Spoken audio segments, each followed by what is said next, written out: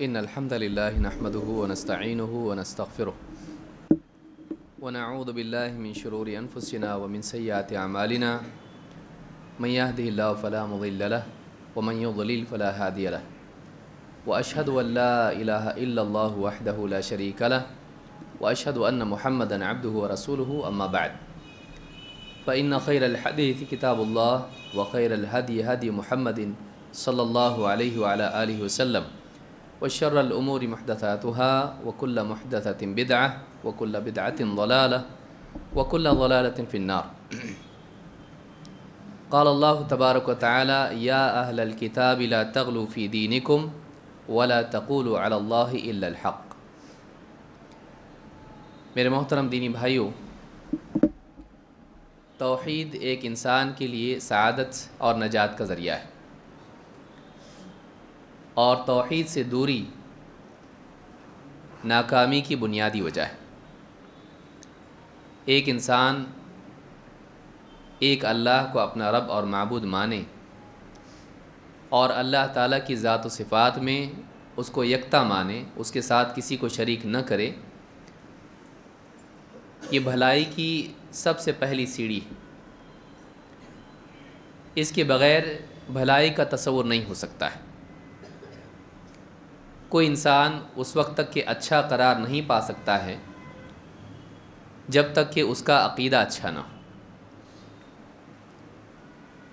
عقیدے کی اصلاح، عقیدے کا سدھار، یہ سب سے پہلا کام ہے جو انسان کی نجات اور کامیابی کے لیے ضروری ہے۔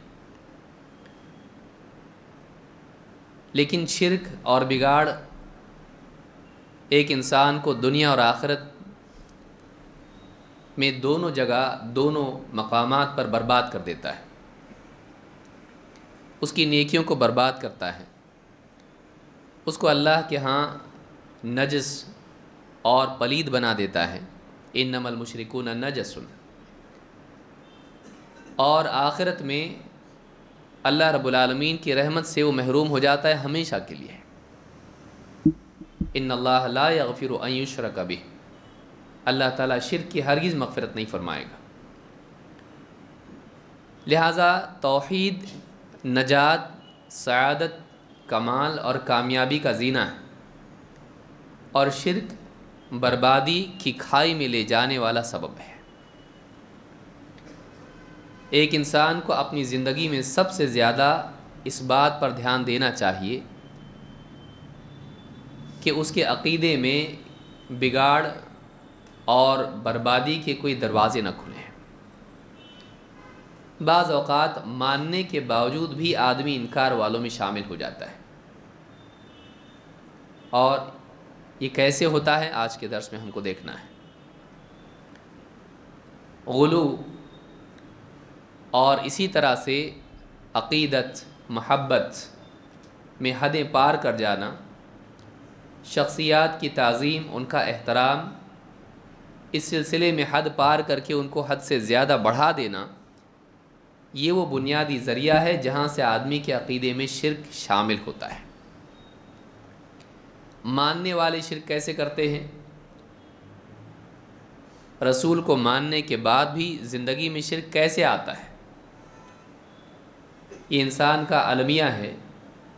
ایک بہت افسوس کی چیز ہے کہ انسانی تاریخ میں جن لوگوں نے اپنی زندگی لوگوں کو شرک سے بچانے میں اور لوگوں کو توحید سکھانے میں لگا دی، بعد کے دور میں ان کے ماننے والوں نے انہی کو اللہ کے ساتھ شریک کر دیا۔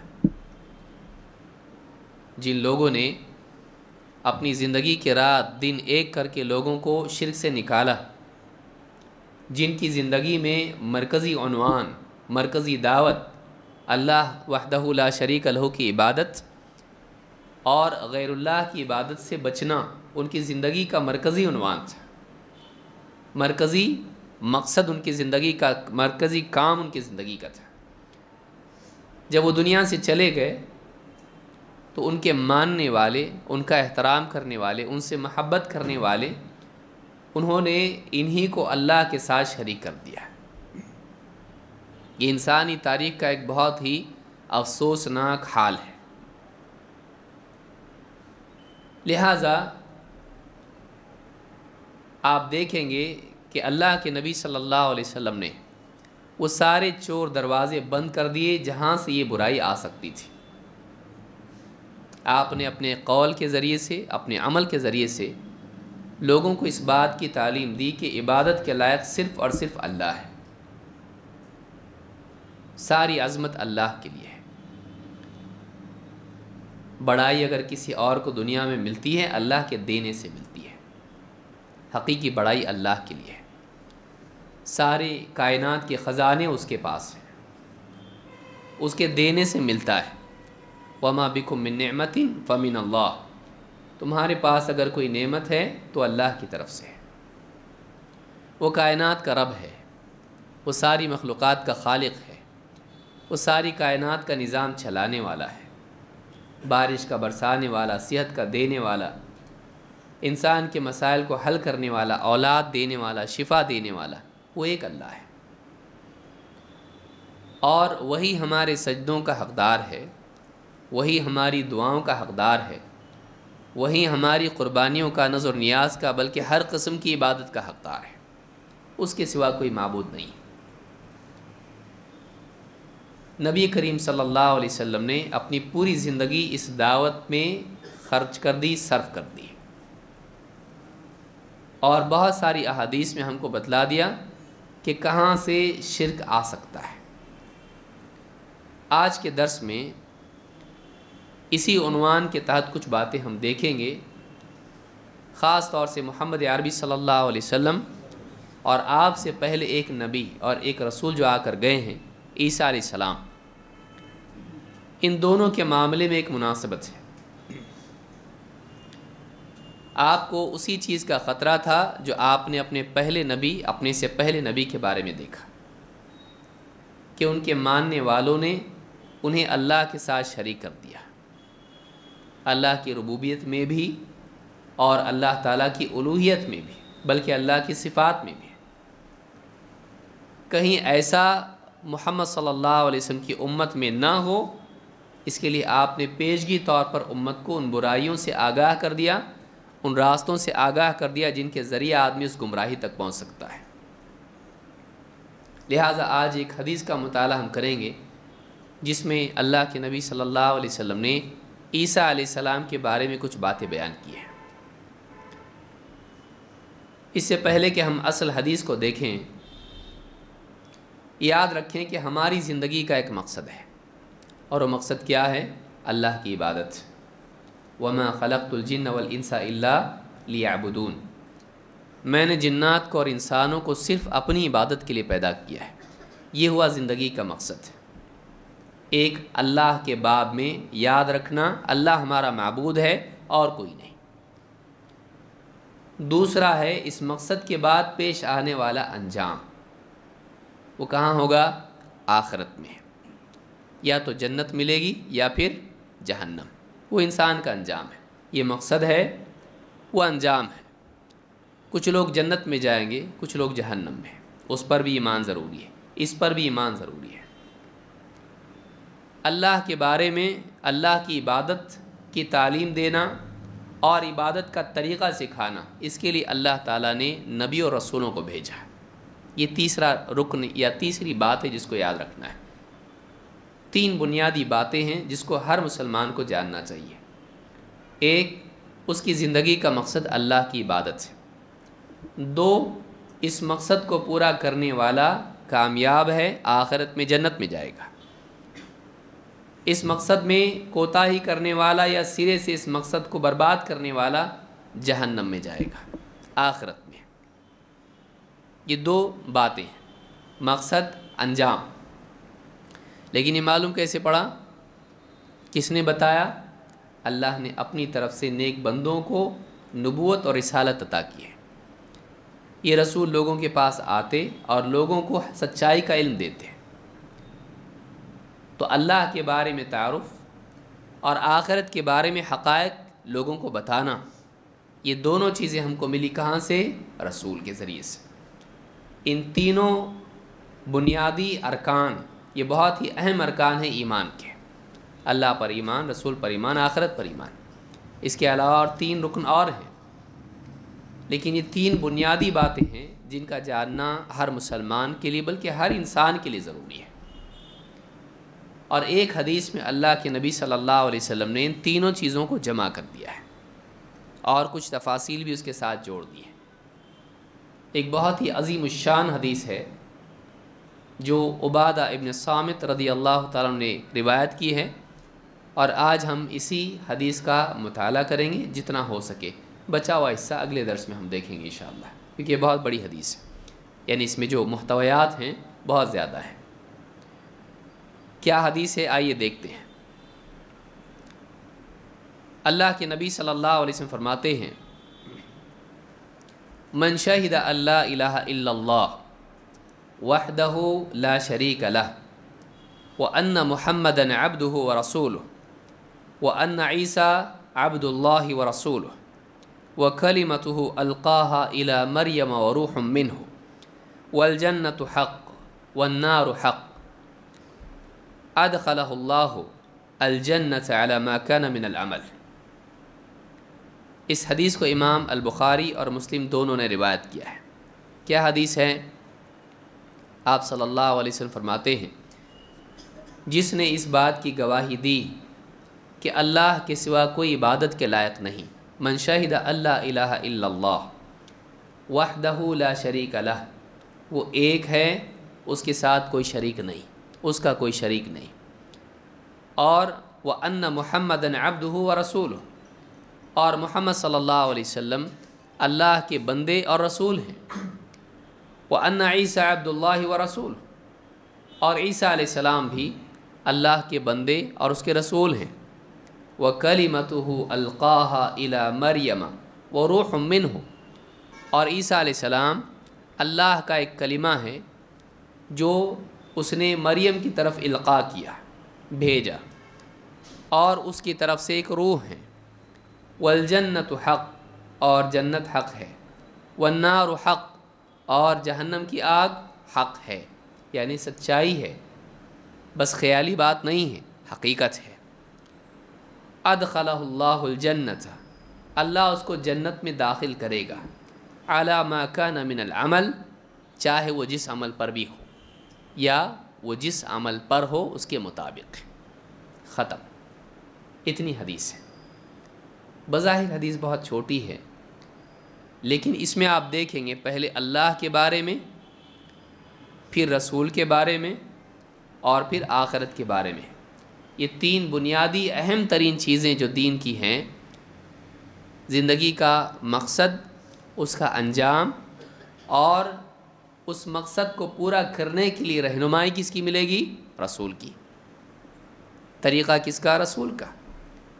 اور زندگی کے تمام عقائد و اعمال میں رہنمائی کہاں سے لیں گے؟ رسول سے، چاہے اللہ کے بارے میں ہو یا آخرت کے بارے میں ہو، چاہے مقصد کے بارے میں ہو یا انجام کے بارے میں ہو۔ تو یہ 3 بنیادی رکن جو ایمان کے ہیں، ان تینوں کو اللہ کے نبی صلی اللہ علیہ وسلم نے اسے ایک حدیث میں جمع کر دیا ہے، لیکن کچھ تفاصیل بھی اس میں ہیں، اس کو ہم کو سمجھنے کی کوشش کرنا ہے۔ یہ حدیث اس لیے بھی سمجھنا ضروری ہے، اس لیے بھی اس کی اہمیت بہت زیادہ ہے کہ اس میں کچھ باتیں ایسی ہیں جن کا استعمال کر کے عیسائی بعض مسلمانوں کو گمراہ کرتے ہیں، لہٰذا اس کو بھی سمجھنا ضروری ہے۔ اس ایک حدیث کو اگر ہم نے اچھے سے سمجھ لیا تو دین کی اہم ترین بہت بنیادی باتوں میں ہم پکے ہو جاتے ہیں، عقیدے کا بگاڑ انشاءاللہ نہیں آئے گا۔ یہ 3 چیزیں بہت اہم ہیں، اس کو سمجھنے کی ہم کوشش کریں گے۔ اس سے پہلے کہ اصل حدیث کی شرح ہم دیکھیں، جو پہلی آیت میں نے پڑھی تھی جس میں اللہ تعالیٰ نے خاص حکم دیا ہے اور اہل کتاب سے اللہ نے خطاب کیا، چونکہ یہاں عیسیٰ علیہ السلام کا ذکر آ رہا ہے، اسی لیے میں نے پہلے وہ آیت پڑھی تھی، اور وہ اصل ہے ہمارے اس پورے درس کے لیے۔ یا اہل الکتاب، اے اہل کتاب۔ اہل کتاب کون؟ جن کو اللہ تعالیٰ نے کتاب دی۔ کون سی؟ آسمانی۔ اہل کتاب جب کہا جاتا ہے، اس سے مراد 2 لوگ ہوتے ہیں، ایک یہود اور دوسرے نصارہ، جوز اینڈ کرسچنس، عیسائی اور یہودی۔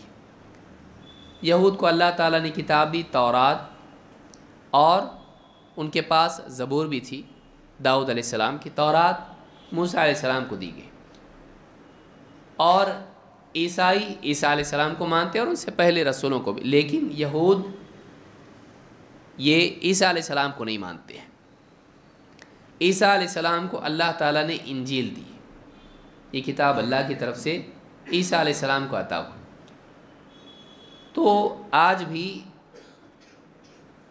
یہود موجود ہیں اور عیسائی موجود ہیں، اور ان کے اپنے عقائد ہیں، اس کی تفصیل ہم آگے دیکھیں گے۔ جہاں سے ان میں بگاڑ آیا ہے اس کو ہم سمجھنے کی کوشش کریں گے، جو اس حدیث میں بتایا گیا ہے کہ کیا عقیدہ ہم کو رکھنا ہے، اس کی کیا تفصیل ہے۔ اللہ تعالیٰ نے اہل کتاب سے کہا، یا اہل الکتاب لا تغلوا فی دینکم، اپنے دین میں غلو مت کرو۔ یہ غلو سارے بگاڑ کی جڑ ہے۔ غلو کیا ہے؟ کسی چیز کو یا کسی شخص کو اس کی واقعی حد سے بڑھا دینا، کسی کو شخصیات کے اعتبار سے جس کا جو مقام ہے اس کو اس مقام سے اوپر کر دینا، یہ کیا ہے؟ غلو۔ ایسا اوپر کرنا جہاں اس کو اتنا اونچا نہیں کرنا چاہیے، بندگی کی حد سے اس کو اٹھا کر رب بنا دینا، بندگی کی حد سے اس کو اٹھا کر معبود بنا دینا، یہ کیا ہے؟ غلو ہے۔ غلو کے معنی ہوتا ہے پار کرنا، کسی کو اس کی حد سے اوپر کر دینا۔ لہٰذا اللہ تعالیٰ نے فرمایا، یا اہل الکتاب لا تغلوا فی دینکم، اپنے دین میں غلو مت کرو۔ معلوم ہوا کہ غلو دین میں بھی ہوتا ہے۔ کوئی آدمی کہے بھائی غلط کام نہیں کرنا چاہیے، کرتا بھی ہے تو زیادہ نہیں کرنا چاہیے۔ جیسے کوئی آدمی سگریٹ بہت پیتا ہے اور روکنے والا جب دیکھتا ہے یہ روکنے والا دکھتا نہیں ہے تو کیا کہتا ہے؟ اتنا مت، تھوڑا کم کرو۔ تو برائی فی ذاتی ہی برائی ہے، زیادہ ہو یا تھوڑی ہو اس کو نہیں کرنا ہے، جو غلط ہے وہ غلط ہے۔ لیکن آدمی یہ نہیں سمجھ پاتا ہے کہ بھلائی میں بھی غلو ہو سکتا ہے، بھلائی میں بھی ایسا زیادہ ہو سکتا ہے جو اچھا نہیں ہے۔ آدمی یہ سمجھتا ہے ایک اچھی چیز زیادہ سے زیادہ سے زیادہ، جتنا زیادہ کرو اچھا ہی ہے۔ کیا ایسا ہے؟ نہیں۔ برائی اپنی ذات میں خود برائی ہے، لیکن جب ایک بھلائی بھی اپنی حد سے زیادہ بڑھا دی جاتی ہے وہ برائی بن جاتی ہے۔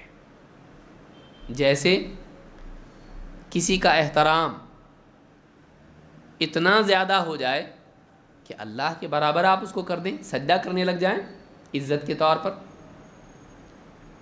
کسی سے محبت بہت زیادہ ہے، اتنی ہو جائے جیسی اللہ سے ہونا چاہیے، اللہ کے برابر اس سے محبت کر دے۔ تو محبت کرنا کیا ہے؟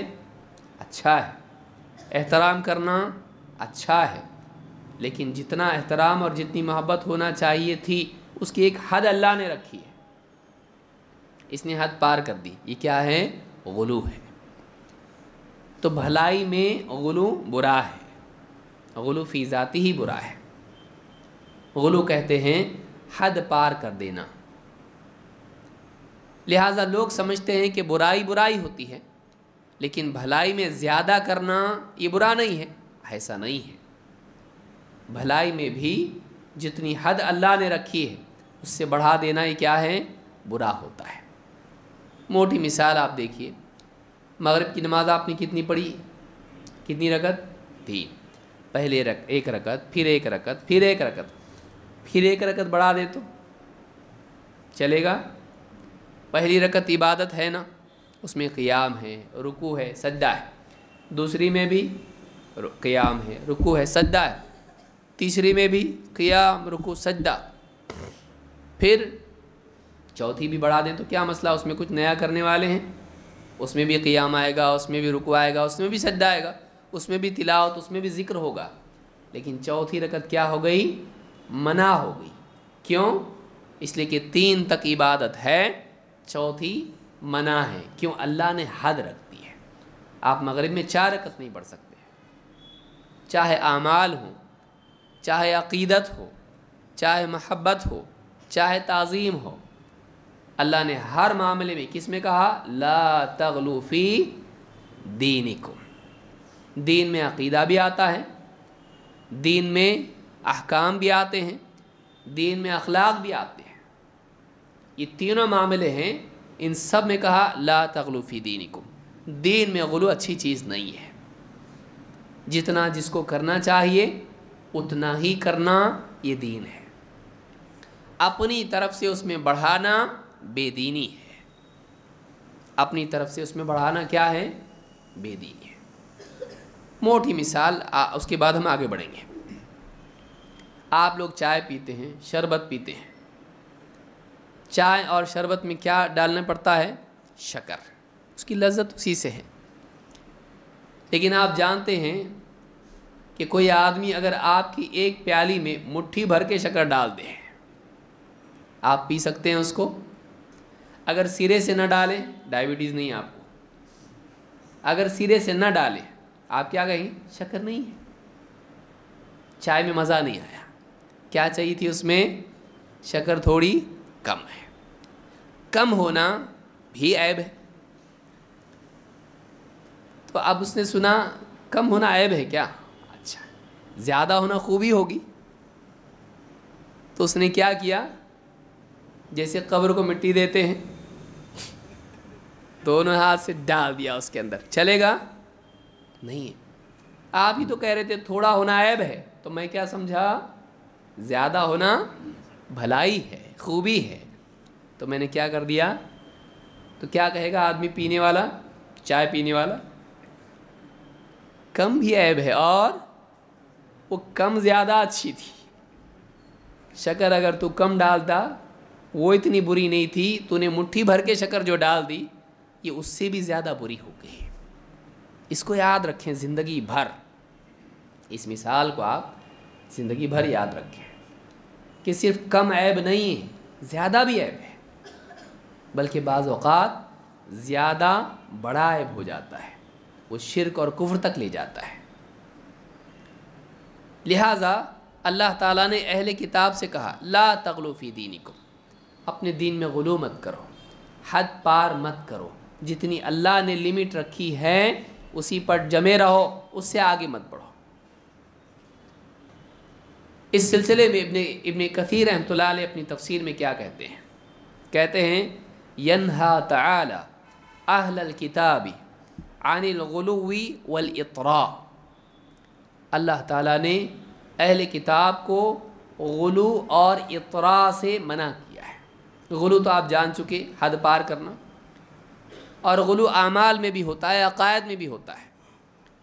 لیکن ایک غلو کی جو قسم ہے وہ قول میں ہوتی ہے، تعریف میں، اس کو کیا کہتے ہیں؟ اطراء۔ یاد رکھیں دین کی بہت ساری بات، کیونکہ حدیث میں لفظ آیا ہے لا تطرونی۔ اطراء کے معنی ہمارا نہیں اطراء رہا ہے، وہ نہیں، یہ عربی کا ہے بھائی، آپ دوسرا ہی کچھ سمجھیں گے۔ یہ تا سے آتا ہے، تا سے نہیں۔ الاطراء کا مطلب ہوتا ہے کسی کو تعریف میں بڑھا دینا۔ یہ شاعروں کا ڈپارٹمنٹ ہے۔ شاعر کیا کرتے ہیں؟ آپ دیکھیے شاعر کیا کرتے ہیں، کسی کی تعریف میں جب آ جاتے ہیں تو اس کو اتنا بڑھا دیتے ہیں کہ واقعی اس کی حد سے اونچا کر دیتے ہیں۔ اب کوئی مالک، کوئی حکم ہو، کوئی حکمراں ہو، شاعر اس کی تعریف میں کہے گا آپ کی نگاہوں کے منتظر ہیں پتے ہلنے کے لیے، آپ کے اشاروں پر دن رات ہوتا ہے۔ کچھ بھی شعر بنائے گا بھائی، میں نہیں بنایا، کچھ بھی بنا سکتا ہے۔ تعریف میں حد پار کر دینا، اس کو کیا کہتے ہیں؟ اطراء۔ اور غلو میں سب چیزیں شامل ہوتی ہیں۔ عقیدے میں غلو ہو سکتا ہے، محبت میں غلو ہو سکتا ہے، نفرت میں غلو ہو سکتا ہے، آدمی کی غیرت میں غلو ہو سکتا ہے، نماز میں غلو ہو سکتا ہے، طہارت میں غلو ہو سکتا ہے۔ وضو میں غلو کیسے ہوگا؟ آدمی دھو ہی رہا ہے رکتا ہی نہیں، یہ غلو ہے۔ یا مثلاً پیسے زمین پر گر گئے، معلوم نہیں زمین پاک تھی کہ ناپاک تھی، اٹھایا، ہاں ڈالر تو ڈالر نوٹ بھی دھو رہا ہے، ہو سکتا ہے نجاست ہو، یہ کیا ہے؟ پاکی میں غلو۔ کسی بھی چیز میں غلو ہو سکتا ہے، اقوال میں، اعمال میں، عقیدے میں، لیکن اطراء کا تعلق کس سے ہے؟ تعریف سے۔ اور یہ تعریف وہ بنیادی چیز ہے جہاں سے ساری مصیبت شروع ہوتی ہے۔ پیر صاحب کیسے تھے؟ ادھر آؤ بیٹھو ذرا سناتے تم کو۔ بابا کیسے تھے؟ بابا کی قبر ایک ادھر ایک ادھر، کیسا؟ بابا یہاں گردن کٹی، گردن گری یہاں پہ، جو لڑتے گئے جنگ میں وہاں جا کے گھوڑا رکا ان کا، تو یہاں ان کا سر ہے، وہاں ان کا دھڑ ہے، تو اس لیے دو قبریں ان کی ہیں۔ غلو، جھوٹ۔ تعریف میں اتنی تعریف حد پار کر دینا، اور یہاں سے سارا شرک شروع ہوتا ہے۔ یاد رکھیں جو میں بتا رہا ہوں، موٹی موٹی مثالیں دے رہا ہوں یاد رکھنے کے لیے۔ شرک اکثر شروع ہوتا ہے غلو والی تعریف سے، جس کو اطراء کہا جاتا ہے۔ ایسے تھے گویا کہ فرشتہ ہیں، بلکہ فرشتہ ہی تھے، انسان کے بھیس میں فرشتہ تھے۔ تعریف کیسا ہو سکتا؟ کھانا کھاتے تھے کہ نہیں؟ پیشاب پاخانہ کرتے تھے، فرشتہ کیسا ہوا؟ حد پار کر دینا۔ بعد کی نسلیں انہی جملوں کو ٹیکسٹ بک کی طرح استعمال کرتی ہیں جو بس تعریف میں بڑھا کے بولا گیا تھا۔ ارے دیکھو اتنا بڑا ان کے بارے میں بولا گیا ایسا۔ بعد کے لوگ پہلوں کی باتوں کو جو تعریف میں بڑا چڑھا کے بول دیا تھا، اسی کو قانون بنا کے ماننے لگ جاتے ہیں، اس کو سچ مان لیتے ہیں، اس کو دین بنا لیتے ہیں۔ اور آپ کو دکھائی دے گا یہ بزرگوں کے واقعات میں اکثر اس میں غلو دکھائی دے گا۔ تعریف میں ان کی نگاہ کتے پر پڑ گئی تو ولی بن گیا، نہیں؟ ہاں بھائی، وہ کتا اگر پانی میں منہ ڈال دے تو پانی ناپاک ہو جاتا ہے، ایک بار دھونے سے بھی پاک نہیں ہوتا ہو، کتنی بار دھونا پڑے گا؟ 7 بار، اور ایک بار مٹی سے۔ اولاہن بالتراب، بعض روایات میں ثامنہن ہے، اخری آخرہن ہے کہ آخری مرتبہ یا 7ویں مرتبہ جو ہے اس کو، بعد میں 8ویں، لیکن راجے یہی ہے 7 مرتبہ 7ویں مرتبہ ہے۔ تو پہلے مٹی سے دھونا، پھر اس کے بعد اتنا پاک کرنا پڑے گا اس کو۔ وہ ولی بن گیا، نماز پڑھتا تھا، کیا کرتا تھا؟ ولی۔ کیسے کتا ولی؟ اللہ کا ولی؟ نہ ایمان کا معاملہ اس کا ہے، نہ تقوی کا معاملہ اس کا ہے، اس کو ولی بنا دیا اللہ کا۔ کہیں گدھے کو ولی بنا دیا، کہیں گھوڑے کو ولی بنا دیا، کہیں بلی کو بنا دیا ولی، کہ فلاں بزرگ تھے، ان کے گھر میں ایک بلی تھی، جب بھی لوگ آتے تو بلی کچن میں جا کے باورچی جو ہوتا تھا اس کو برابر جتنے لوگ اتنے ہی کا کھانا آتا تھا اللہ والے کے یہاں پر۔ کیوں ایسا ہوتا تھا؟ وہ بلی جا کے کچن میں اتنی میاؤ میاؤ کرتی تھی جتنے آدمی ہیں۔ ایک مرتبہ ایسا ہوا کہ جو اللہ والی جو بھی تھے ان کے یہاں پر سب خرافات ہیں، اللہ رحم فرمائے، غلو تعریف میں اتنا بڑھانا کہ لوگ زیادہ آئے، کھانا کم آیا تو کم میاں میاں ہوا وہاں پہ جا کے، لوگ زیادہ کھانا کم کا آیا، کیا ماجرا ہے؟ پتہ چلا اس میں سے جتنا نمبر ایکسٹرا تھا وہ روزے سے تھے۔ تو بلی یعنی بولنے کا کیا، بولنا کیا چاہ رہے آپ؟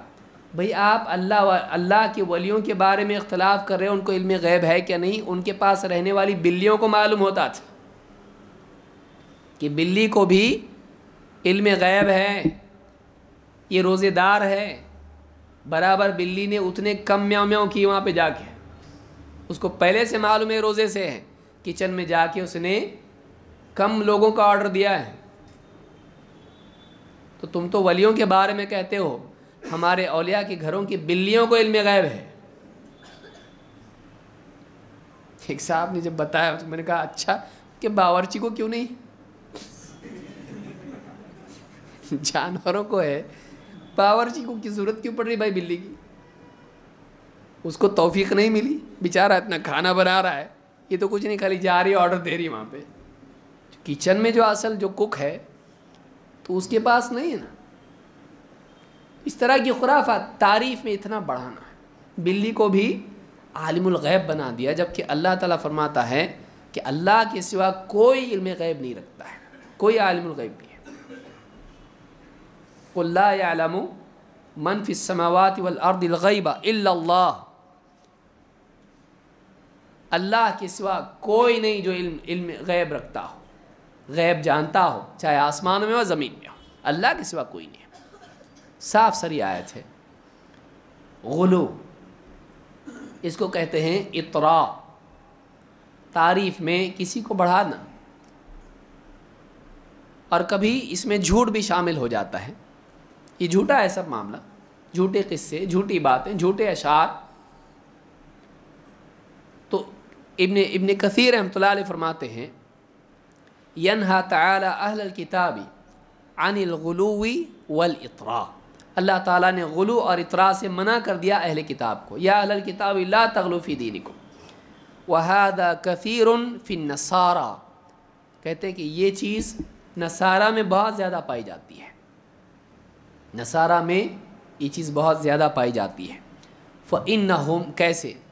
فإنہم تجاوزوا حد التصدیق بعیسیٰ حتی رفعوہ فوق المنزلہ التي اعطاہ اللہ ایاہا، اس لیے کہ انہوں نے کیا کیا، نصارہ نے عیسیٰ علیہ السلام کو جو اللہ نے مقام دیا تھا، جو مرتبہ دیا تھا، انہوں نے عیسیٰ علیہ السلام کو ان کی اصل مرتبے سے کیا کر دیا، بڑھا دیا۔ فَنَقَلُوهُ مِنْ حَيِّزِ النُّبُوَّةِ إِلَىٰ أَنِ اتَّخَذُوهُ إِلَٰهًا مِنْ دُونِ اللَّهِ، کیسے بڑھایا انہوں نے، کیا کیا انہوں نے؟ کہتے ہیں ابن کثیر رحمۃ اللہ علیہ کہ انہوں نے جو نبوت کا مقام اللہ نے ان کو دیا تھا، اس سے بڑھا کر انہوں نے کیا کر دیا، ان کو معبود بنا دیا، الہ بنا دیا۔ اللہ نے ان کو اونچا مقام دیا، وہ عام انسان نہیں تھے، عام انسان تھے نہیں، وہ انسان تھے لیکن عام انسان نہیں تھے، وہ کیا تھے، اللہ کے نبی اور رسول۔ تو اللہ نے عام انسانوں سے بڑھا کے ان کو رسالت کا مرتبہ دیا، لیکن نصارہ نے کیا کر دیا، وہاں روکا نہیں ان کو، اس سے اوپر بڑھا کے کیا کر دیا، مرسل کو مرسل بنا دیا، بھیجے ہوئے کو بھیجنے والا بنا دیا، ان کو اللہ بنا دیا، معبود بنا دیا۔ فَنَقَلُوهُ مِنْ حَيِّزِ النُّبُوَّةِ إِلَىٰ أَنِ اتَّخَذُوهُ إِلَٰهًا مِنْ دُونِ اللَّهِ، اللہ کے علاوہ ایک معبود بنا دیا ان کو۔ يَعْبُدُونَهُ كَمَا يَعْبُدُونَهُ، جیسے دوسرے مشرکین اپنے جھوٹے معبودوں کی عبادت کرتے ہیں، عیسائی بھی ان کی عبادت کرنے لگ گئے ہیں۔ آج آپ دیکھیے جو کیتھولکس ہیں بتوں کی عبادت کرتے ہیں، مریم کی عبادت کرتے ہیں، حضرت مریم کی عبادت کرتے ہیں،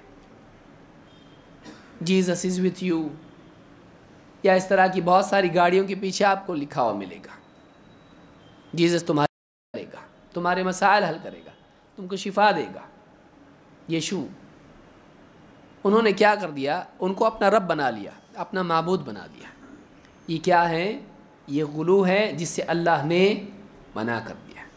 لیکن کیا یہ صرف خاص ہے نصارہ کے ساتھ؟ کیا محمد عربی صلی اللہ علیہ وسلم کا کلمہ پڑھنے والوں میں بھی بیماری آئی کہ نہیں آئی؟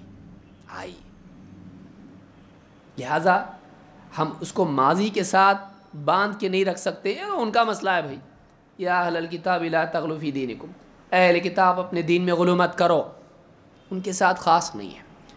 اللہ نے پچھلی قوموں کو جو ڈانٹا ہے، ان کے واقعات بیان کیے ہیں، ان کی بیماریاں، ان کے عیوب اور ان کی ہلاکتیں بیان کی ہیں، اس لیے نہیں کہ ہم تاریخ پڑھیں، اس لیے کہ ہم تاریخ کو دہرائے نہیں،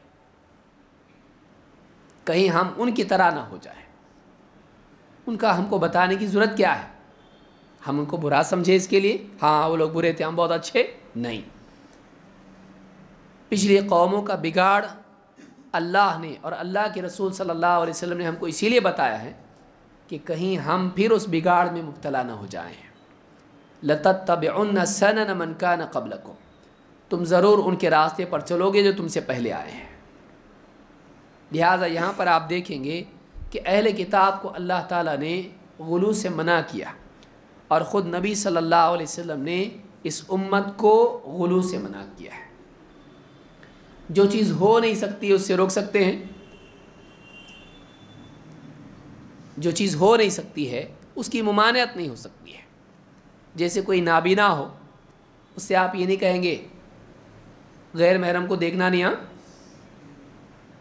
بولتے آپ اس کو؟ نہیں بولتے۔ کوئی آدمی سنے گا کہ جاہل آدمی اس کو وہ غیر محرم کو، کیا محرم کو بھی نہیں دیکھ سکتا ہے، اپنی بیوی کو بھی نہیں دیکھ سکتا بھائی۔ تو ممانعت وہاں آتی ہے جہاں امکان ہوتا ہے، جہاں پاسبلٹی ہے وہاں منع کیا جاتا ہے۔ اللہ کے نبی صلی اللہ علیہ وسلم نے امت مسلمہ کو غلو سے منع کیا، اللہ تعالیٰ نے اہل کتاب کو منع کیا، ہمارے نبی نے ہم کو منع کیا۔ لہٰذا ایسا نہیں کہ ہم نہیں کر سکتے ہیں، نہیں، یہ آ سکتا ہے کسی چور دروازے سے، ہم کو خبر بھی نہیں ہوگی، اس لیے منع کیا تاکہ ہم ہمیشہ بچتے رہیں ایسی تعریف سے اور ایسے عقیدے سے جس میں غلو ہو۔ آپ نے فرمایا یا ایھا الناس، اے لوگو، ایاکم والغلو فی الدین، ایاکم والغلو فی الدین، خبردار دین میں غلو کرنے سے بچو، دین میں غلو کرنے سے بچو۔ فإنہ اہلک من کان قبلکم الغلو فی الدین، اس لیے کہ تم سے پہلے جتنے لوگ تھے ان کو دین میں غلو ہی نے ہلاک کر دیا۔ معلوم ہوا ساری مصیبت کی جڑ غلو ہے۔ غلو کا مطلب حد پار کرنا،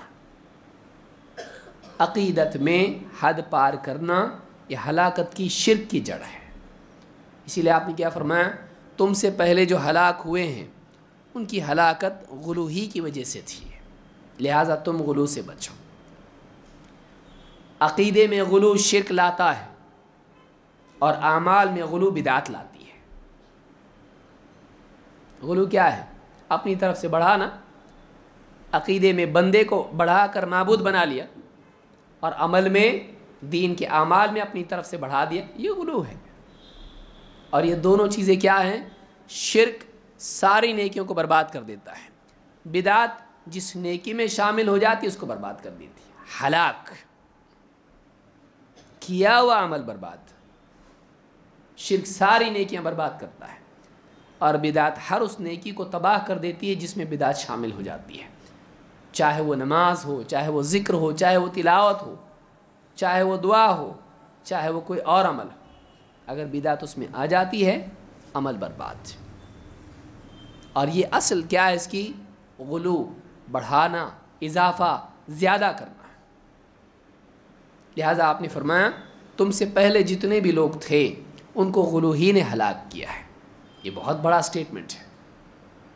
فَإِنَّهُ أَهْلَكَ مَنْ كَانَ قَبْلَكُمْ الْغُلُو فِي الدِّينِ، تم سے پہلے جو لوگ ہلاک ہوئے ہیں ان کو دین میں غلو کرنے نے ہلاک کیا ہے۔ لہٰذا اس بات کو ہمیشہ یاد رکھیں بنیاد کے طور پر۔ اس حدیث کو امام احمد، نسائی، ابن ماجہ اور حاکم نے روایت کیا ہے۔ آئیے اب ہم ایک ایک کر کے اس پوری حدیث کو سمجھنے کی کوشش کرتے ہیں، جس میں 3 باتیں اللہ کے نبی علیہ الصلوۃ والسلام نے بیان کی ہیں۔ پہلی بات کیا ہے؟ من شہد اللہ الہ الا اللہ وحدہ لا شریک لہ، جو گواہی دے۔ حدیث کیا ہے؟ من شہدہ، شہدہ کا مطلب کیا ہے؟ گواہی دینا۔ گواہی دینے کے لیے کم سے کم نمبر 1 علم ہونا چاہیے، یقین ہونا چاہیے۔ اگر علم اور یقین نہیں ہے تو گواہی گواہی ہے، مثلا موٹی مثال دیکھتے ہیں، اسی نے اس کو مارا، کون گواہ ہے؟ آؤ، مارا کہ نہیں مارا؟ تو گواہ ہے؟ ہاں میں گواہ ہوں۔ مارا نا اس نے اس کو کہ نہیں مارا؟ معلوم نہیں۔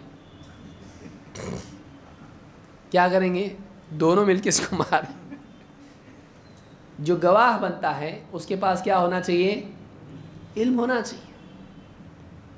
علم یا تو رؤیت والا ہو، یا تو اس کو معلوم ہو، یا تو اس کو معلوم ہو۔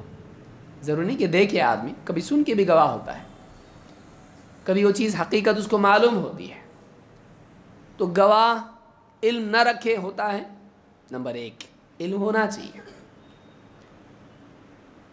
فلاں نے فلاں کی پٹائی کی تو گواہ ہے؟ ہاں۔ پکا؟ شاید۔ یقین نہیں ہے میرے کو۔ یقین اگر نہیں ہے تو گواہی معتبر ہے؟ اور بھی اس کی باتیں ہیں، لیکن اتنا کم سے کم ہے۔ اگر یہ دو چیزیں نہیں ہیں تو گواہی کچھ کام کی نہیں ہے۔ من شاہد اللہ، ہم انشاءاللہ کسی مستقل درس میں لا الہ الا اللہ کے قبول ہونے کی شروط کیا ہیں، شرائط کیا ہیں، اس کو دیکھیں گے۔ جب تک کہ وہ شرطیں پوری نہ ہوں لا الہ الا اللہ قبول نہیں ہوتا۔ 7 شرطیں ہیں اس کی، معلوم ہونا چاہیے ہم لوگوں کو۔ العلم والیقین والقبول فالانقیاد فدر ما اقول والصدق والاخلاص والمحبہ وفقک اللہ لما احبہ۔ حافظ حکمی نے اس کو 2 شعر میں جمع کر دیا ہے، العلم والیقین والقبول فالانقیاد فدر ما اقول الصدق والاخلاص والمحبہ وفقک اللہ لما احبہ۔ 7 چیزیں ہم کسی درس میں انشاءاللہ آنے والے دروس میں اس کو بھی ہم سیکھیں گے۔ میں نے اس سے پہلے بھی بتایا تھا، جب ہم تقاضے بول رہے تھے اس وقت میں نے کہا تھا ہم لوگ یہ پڑھیں گے انشاءاللہ۔ اس کے بعد ہو سکتا ہے ہم لوگ وہ بھی دیکھیں گے۔ تو سب سے شہادت کے معنی کیا ہے؟ شہید کو شہید کیوں کہتے ہیں؟ وہ اللہ کا گواہ ہوتا ہے، وہ اللہ کی طرف سے آئے ہوئے حق، ملے ہوئے حق پہ اتنا ڈٹتا ہے، اتنا جمع رہتا ہے، وہ اللہ کا گواہ بن کے کھڑا ہوتا ہے یہاں تک کہ اس کو قتل کر دیا جائے تب بھی پیچھے نہیں ہٹتا۔ گواہ کیسا ہوتا ہے؟ ایک تو گواہ وہ ہے، آؤ گواہ، آج تو کوئی گواہ بنتا نہیں ہے، ایکسیڈنٹ ہو جائے، کوئی کسی کا قتل کر دے، گواہ نہیں بنتا، آتا ہی نہیں۔ کیوں؟ میں مصیبت میں آ جاؤں گا، کوئی گواہی سے پلٹ بھی جاتا ہے۔ گواہ بننے کے لیے علم اور یقین لازم ہے۔ شہادت، شہید گواہ کو کہتے ہیں۔ من شہد اللہ الہ الا اللہ، پہلی گواہی کیا ہے؟ یعنی ہم کو یہ گواہیاں دینی ہیں، ہم کو یہ ماننا ہے تاکہ ہم جنت میں جائیں۔ پہلی گواہی کیا ہے؟ من شہد اللہ الہ الا اللہ، جو اس بات کا گواہ ہو کہ اللہ کے سوا کوئی الہ نہیں، حقیقی الہ نہیں، وحدہ، وہ اکیلا ہے، لا شریک لہ، اس کا کوئی شریک نہیں۔ پہلی گواہی یہ ہے، پہلی گواہی یہ دینا ہے۔ اس کو ہم سمجھنے کی کوشش کرتے ہیں۔ شیخ صالح الفوزان کہتے ہیں، یہاں پہلے سمجھیں پہلی گواہی کون سی ہے؟ لا الہ الا اللہ۔ کیا ترجمہ ہے اس کا؟ ترجمہ کا مطلب ٹرانسلیشن، اس کا کیا مطلب ہے، کیا ترجمہ ہوتا ہے؟ لا الہ الا اللہ، 4 لفظ ہیں اس میں۔ لا نہیں، لا کا مطلب نہیں، الہ، الہ کے معنی معبود، لا الہ کوئی نہیں معبود، الا سوائے، اللہ آپ جانتے ہیں، لا الہ الا اللہ کوئی بھی حقیقی معبود نہیں سوائے اللہ کے۔ حقیقی جو میں کہہ رہا ہوں سمجھاؤں گا اس کے بعد میں کیوں حقیقی. شیخ صالح الفوزان کہتے ہیں معنی لا الہ الا اللہ، لا الہ الا اللہ کے معنی کیا ہے؟ کہتے ہیں لا معبود بحق، لا معبود بحق الا الہ واحد. اس کے معنی ہے کہ کوئی سچا معبود نہیں اللہ کے سوا، کیونکہ جھوٹے معبود لوگوں نے بنا رکھے ہیں. بتوں کی کوئی عبادت کرتا ہے، کوئی پیڑ پودوں کی عبادت کرتا ہے، کوئی زندہ انسان کی عبادت کرتا ہے، کوئی ستاروں کی عبادت کرتا ہے، کوئی جنات کی عبادت کرتا ہے، کوئی کسی اور چیز مفروضہ چیز کی عبادت کرتا ہے، کوئی شیطان کی عبادت کرتا ہے. تو عبادت جس کی جائے وہ معبود ہو جاتا ہے. لیکن یہ معبود لوگوں کا بنایا ہوا ہے. حقیقی معبود کتنے ہیں؟ ایک ہے. کوئی کسی کو اپنے طور پر بادشاہ بنا لے، تو میرا بادشاہ سے بادشاہ بن جاتا ہو، اس نے بنایا نا، بنے گا نہیں. حقیقی بادشاہ کوئی اور ہے. دنیا میں کوئی بادشاہ کسی ملک کا ہے، گھر میں بیٹھ کے بیوی بچے بولے آج سے تم ہمارے بادشاہ، کیا ہو جاتا ہو بادشاہ؟ نہیں. ان کا بادشاہ وہ ہیں، لیکن حقیقت میں کون ہے؟ جو حقیقی بادشاہ ہے. اور سارے بادشاہوں میں حقیقی بادشاہ کون ہے؟ کیونکہ دنیا کی بادشاہت آتی بھی ہے جاتی بھی ہے. ایسا بادشاہ کون